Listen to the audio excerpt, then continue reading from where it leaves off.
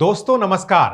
हम अक्सर सुनते हैं पर्यावरण की रक्षा करने से विकास की गाड़ी रुक जाती है, अर्थव्यवस्था पीछे छूट जाती है।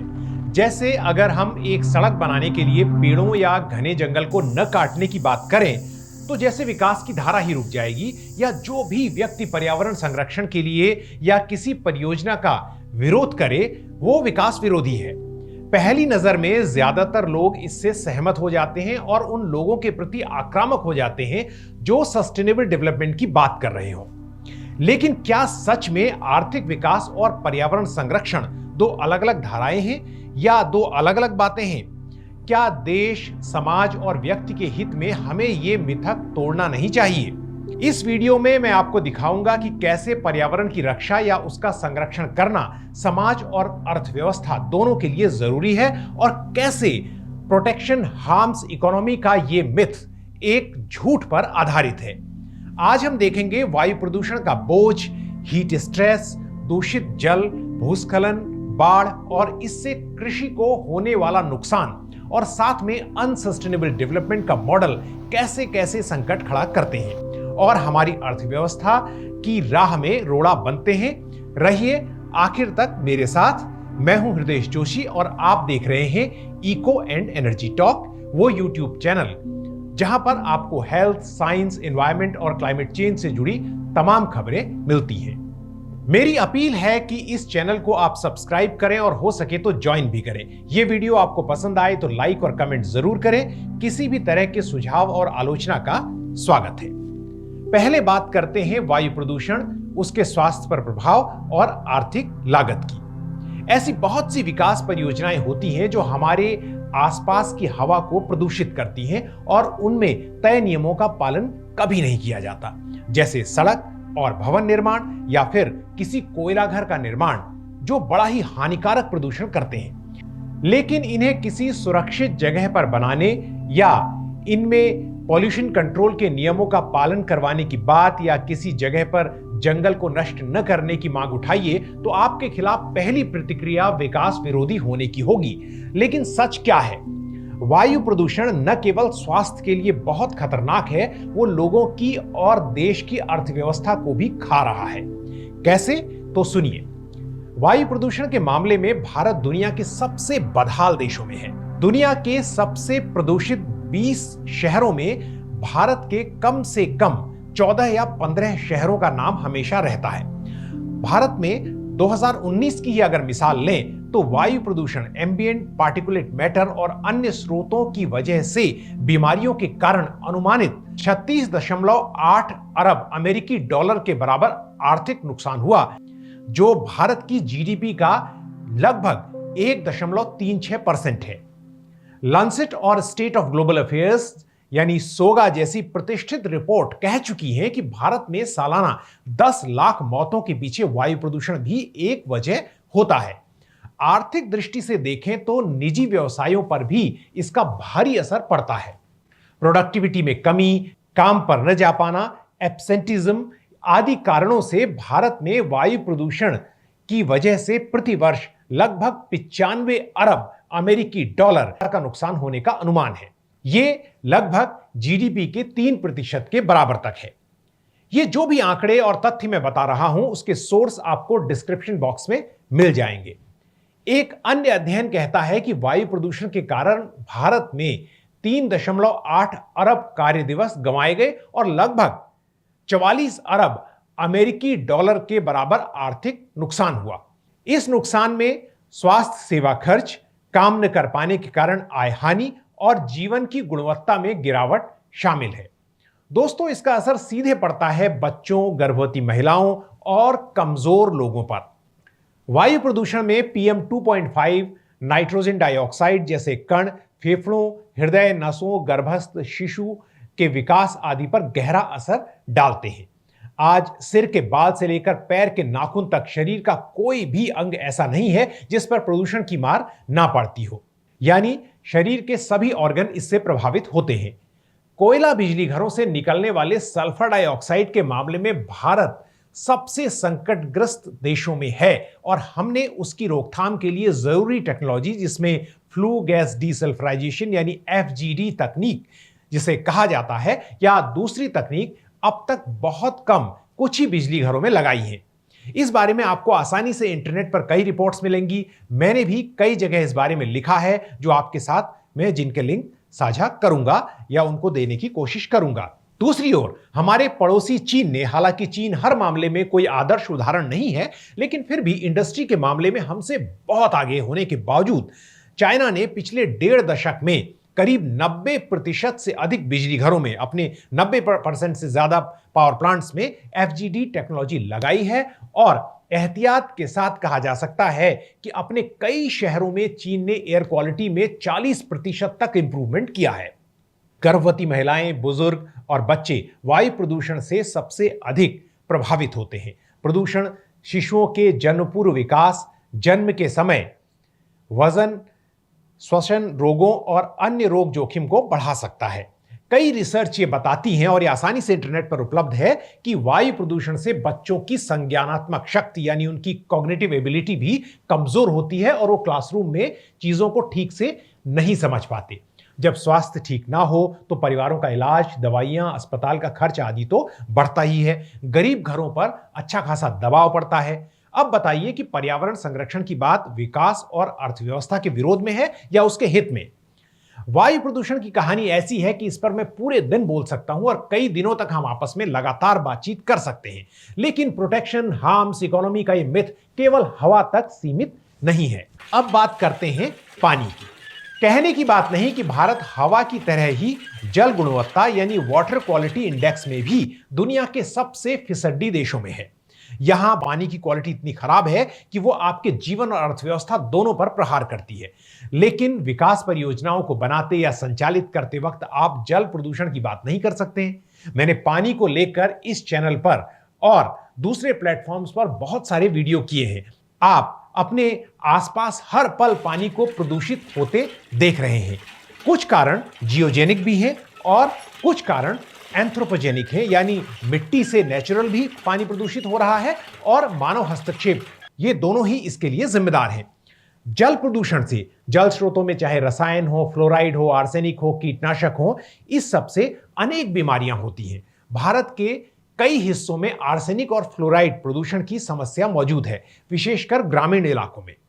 उत्तर प्रदेश, बिहार और बंगाल में पानी में आर्सेनिक के कारण दर्जनों गांवों में हजारों लोगों की जान चली गई और पूरे देश में लाखों लोग बीमार पड़ रहे हैं।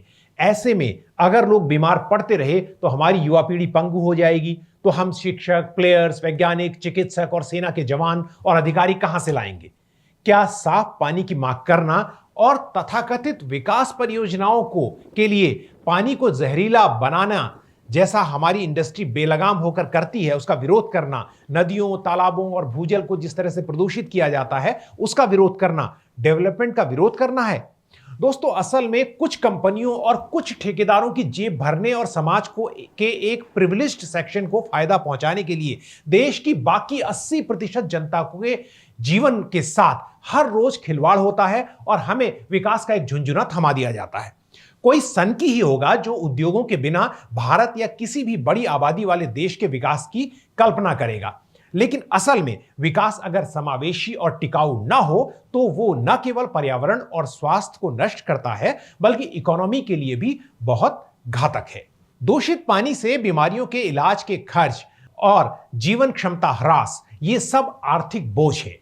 शुद्ध जल न मिल पाने से समय बर्बाद होता है। महिलाओं और बच्चों को कड़ी तपती धूप में या ठंड में दूरी तय कर पानी लाना पड़ता है। उनके परिश्रम की कीमत अदृश्य लागत है जिसकी कोई गिनती नहीं होती। हवा और पानी के बाद अब बात करते हैं मिट्टी की। आपको मालूम है हमारी मिट्टी में रसायनों के द्वारा जो जहर भरा जा रहा है वो सीधे आपकी प्लेट तक पहुंचता है। भारत में उन पेस्टिसाइड्स का भी प्रयोग खेती में होता है जो हमसे गरीब कहे जाने वाले कुछ देशों में भी उपयोग नहीं होते, वहां भी बैन है। सरकार ने 2 दर्जन से अधिक हानिकारक रसायनों के इस्तेमाल को बैन करने की सिफारिश जरूर की है, लेकिन देश में पेस्टिसाइड मैनेजमेंट के लिए कोई प्रभावी कानून नहीं है। इसकी एक बड़ी वजह रसायनों को बनाने वाली कंपनियां और उनकी लॉबी जो बहुत मजबूत है वो इसके पीछे है। हालांकि रसायन मुक्त जैविक खेती के लिए सरकार का अपना कार्यक्रम भी है, लेकिन अब तक एक आम नागरिक की प्लेट में जो पहुंच रहा है वो जहरीला खाना ही है, क्योंकि ऑर्गेनिक फूड शहरों में जो मिलता है उसकी कीमत लोगों की पहुंच से काफी दूर है। तो बताइए, अगर सरकार से यह मांग की जाए कि वो साफ हवा, पानी और मिट्टी दे और तथाकथित विकास को रेगुलेट करे और कड़ी मॉनिटरिंग और कंप्लायंस लागू करवाए, तो क्या ये बातें विकास विरोधी होंगी? साथियों, हमारे देश में कई बड़ी विकास परियोजनाओं को लेकर, चाहे वो बड़े बड़े बांध हों, 4 या 6 लेन हाईवेज हों या कुछ और, अगर आप नियमों की सख्ती से पालना की बात करें तो आप विकास विरोधी हो जाएंगे। जबकि सच यह है कि नियमों की अवहेलना कर बनाए गए कई प्रोजेक्ट्स की लागत, उनके द्वारा होने वाले पर्यावरण की क्षति और उनका आर्थिक लाभ, कॉस्ट बेनिफिट एनालिसिस कभी नहीं किया जाता ठीक से।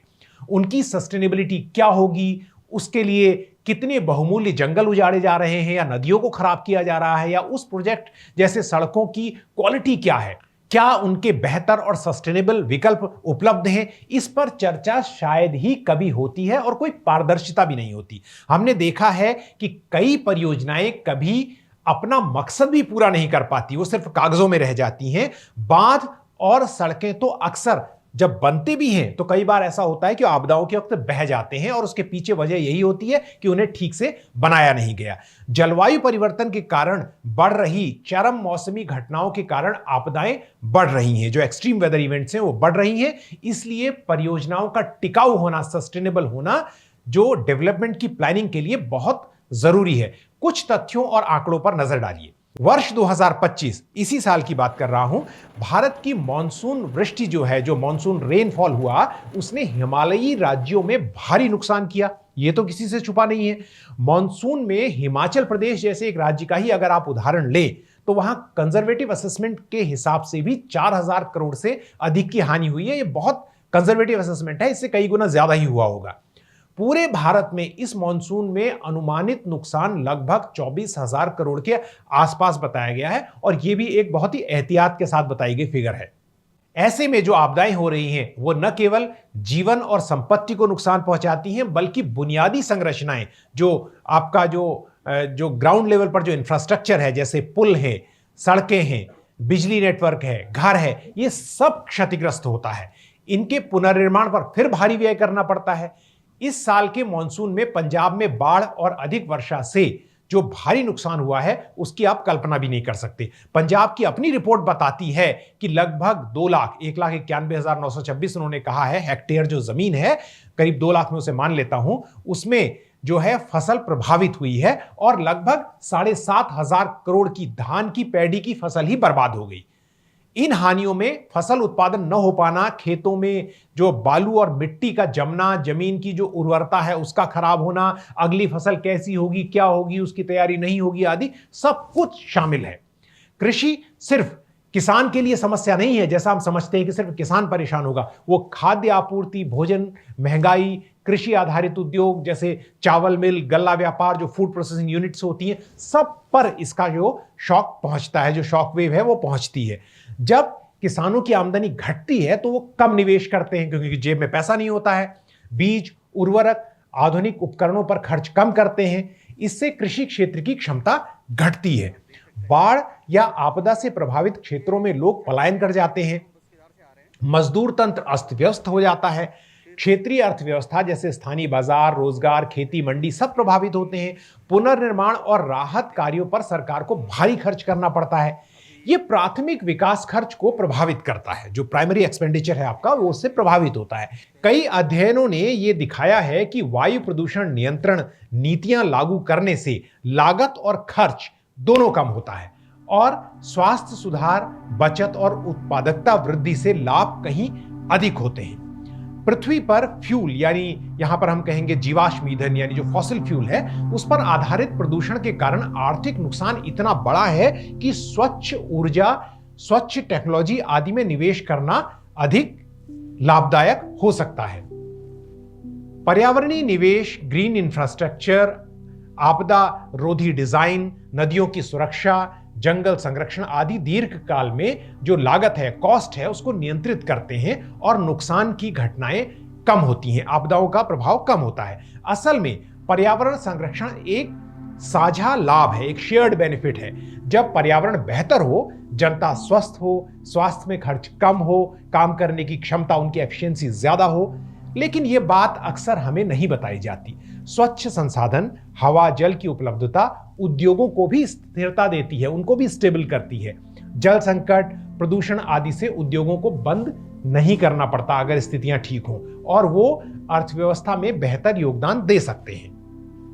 मिसाल के तौर पर अगर मैं समझाऊं आपको, अगर एयर पोल्यूशन बहुत ज्यादा हो जाए तो इंडस्ट्री को बंद करना पड़ेगा, अब कारखानों को बंद करना पड़ेगा, तो उनका नुकसान होगा। तो इसलिए एयर क्वालिटी को साफ रखना उनके भी हित में है। पर्यटन, स्वास्थ्य, कृषि, जल स्रोतों के संरक्षण, ये क्षेत्र पर्यावरण पर निर्भर हैं। अगर नदी, जंगल, पारिस्थितिकी यानी इकोलॉजी जो है वो संतुलित हो, बाढ़ और भूस्खलन कम हो, बुनियादी संरचनाएं सुरक्षित रहेंगी। सरकारें अब ग्रीन बॉटम लाइन पर विचार कर रही हैं। पर्यावरणीय मूल्यांकन जो होता है, एनवायरमेंटल इंपैक्ट असेसमेंट जिसे EIA कहते हैं, स्वच्छ ऊर्जा, सब्सिडी, संरक्षण का कार्यक्रम आदि आदि। कई योजनाकार कहते हैं, और इनमें अलग अलग मत उनके हो सकते हैं, कि यदि विकास योजनाएं कॉरपोरेट और नीति निर्माताओं के बीच पर्यावरण लागत को कीमत दें, जैसे कार्बन टैक्स, प्रदूषण शुल्क, उत्सर्जन, ट्रेडिंग, तो बाजार अपना संतुलन बनाएगा। तो हमने देखा, वायु प्रदूषण या वाटर पॉल्यूशन सिर्फ स्वास्थ्य को नहीं मारता बल्कि अर्थव्यवस्था को भी कमजोर करता है। यही हाल हीट स्ट्रेस की वजह से भी होता है, क्योंकि लोग काम नहीं कर पाते, उनकी उत्पादकता और आय और जीवन पर असर पड़ता है। दूषित पानी जीवन और परिवारों की कमर तोड़ता है। अनियोजित जो विकास है, बांधों का फटना, बाढ़, भूस्खलन, ये सब संकेत हैं। जब हम प्रकृति को अनदेखा करते हैं तो वो विकास पर चोट पहुंचाती है। पर्यावरण संरक्षण आर्थिक विकास का दुश्मन नहीं है बल्कि उसका सहयोगी है। जब हम उसे बचाएंगे, जीवन, स्वास्थ्य, खेती, संसाधन और हम तभी मजबूत बन पाएंगे। एक सस्टेनेबल और समावेशी विकास ही देश को आगे ले जा सकता है और हमारी अर्थव्यवस्था को मजबूत कर सकता है। यह वीडियो आपको कैसा लगा आप मुझे जरूर बताइए। अगर पसंद आया तो इसे लाइक और शेयर कीजिए। अगर आपके कुछ कमेंट्स हैं तो हमें जरूर बताइए। आपके इलाके में जो समस्याएं हैं उनके बारे में भी जानकारी दीजिए। वहां का डेटा जुटाकर हम कोशिश करेंगे कि हम इस तरह की वीडियो बनाएं। अगले वीडियो में आपसे फिर मुलाकात होगी। तब तक के लिए नमस्कार।